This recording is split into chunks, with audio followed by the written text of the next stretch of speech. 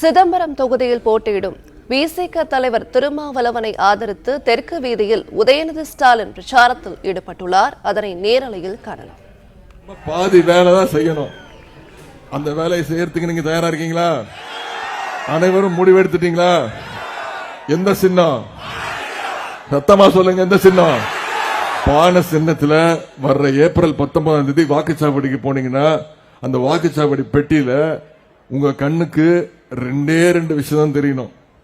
ஒன்னு, நம்முடைய எழுச்சி தமிழர் உங்களுடைய வேட்பாளர் அண்ணன் திருமாவளவனுடைய பேர் தெரியணும். சரியா?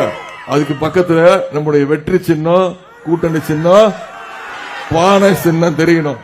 அதுக்கு பக்கத்துல ஒரு பட்டன் இருக்கும், நீல கலர் பட்டன். அந்த பட்டன்ல நீங்க அமுக்குறீங்களே ஒரு அமுக்கு, அதுதான் நீங்க மோடிக்கு வைக்கிற வேட்டு. வேட்டு வச்சிருவீங்களா? சென்ற முறை எப்படி திரு நரேந்திர மோடி அவர்களை ஓட ஓட விரட்டி அடிச்சோமோ, இந்த முறை அதை விட அதிகமா ஓட ஓட விரட்டி அடிக்கணும். செஞ்சிருவோமா? சென்ற முறை நம்முடைய அண்ணன் தொல் திருமாவளவன் அவர்கள் விடுதலை இருங்க ஒரே ஒரு செகண்ட் பேசி முடிச்சு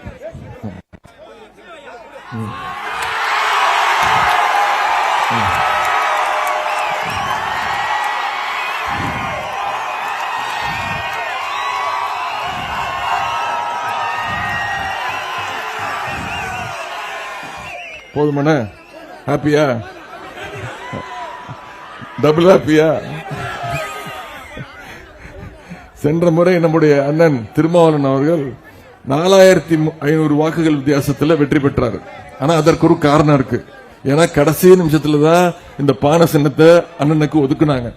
ஆனா இந்த முறை பானை சின்னத்தை நாம பிரபலப்படுத்துறோமோ இல்லையோ, இது அவங்க நம்ம சும்மா கேட்டு கொடுத்திருந்தா கூட ஒரே நாள் செய்தி போயிருக்கோம். பிரேக்கிங் நியூஸ் நம்முடைய சன் நியூஸ், நம்முடைய தமிழ் சேனல்ல தமிழ் செய்திகள்ல வந்து முடிஞ்சிருக்கும். ஆனா இது இவ்வளவு பெரிய மிகப்பெரிய சட்ட போராட்டம் ஆக்கினதுனால இன்னைக்கு இந்த பானை சின்னம் நேஷனல் நியூஸ் வரைக்கும் போயிடுச்சு. ஆங்கில தொலைக்காட்சிகள், இந்தி தொலைக்காட்சிகள்லாம் இந்த பானை சின்னத்தை பத்தி தான் பேசிக்கிட்டு இருக்காங்க. எப்படி சாமர்த்தியமா இந்த பானை சின்னத்தை இவங்க வாங்கினாங்க அப்படின்னு.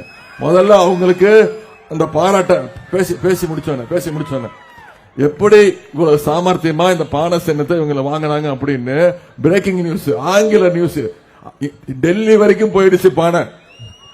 எனவே இந்த முறை இந்த 4300 ஓட்டு 5000 ஓட்டு எல்லாம் பத்தாது, அது சரி வராது. இந்த முறை அது எப்படி பத்தும்? இதுக்காக சண்டை போட்டு பானை சின்னத்தை வாங்கணும். குறைந்தது அவங்களுக்கு சவால் வர்றேன், குறைந்தது உங்களுக்கு ஒரு வேண்டுகோள் வைக்கிறேன், குறைந்தது 3 லட்சம் வாக்கு வித்தியாசத்துல பானை சின்னத்துல வாக்களிச்சு எழுச்சி தமிழர் அண்ணன் திருமாவளவன் அவர்களை நீங்க நாடாளுமன்றத்துக்கு அனுப்பணும். செய்வீங்களா? அதே போல சென்ற சட்டமன்ற தேர்தல் பிரச்சாரத்துக்கும் நான் இங்க வந்திருந்தேன். அப்பொழுது நம்முடைய கழக கூட்டணி வேட்பாளர் IUML இந்திய யூனியன் முஸ்லீம் லீக் கட்சியை சேர்ந்த திரு அப்துல் ரஹ்மான் அவர்களுக்கு பிரச்சாரத்தில் ஈடுபட்டேன். அவரை கிட்டத்தட்ட 17000 வாக்குகள் வித்தியாசத்துல வெற்றி வாய்ப்பை தவற விட்டுட்டாரு. இனிமே அந்த அவரை நீங்க செய்யாதீங்க. அப்படி செஞ்சீங்கன்னா நீங்க தான் ஏமாந்து போவீங்க.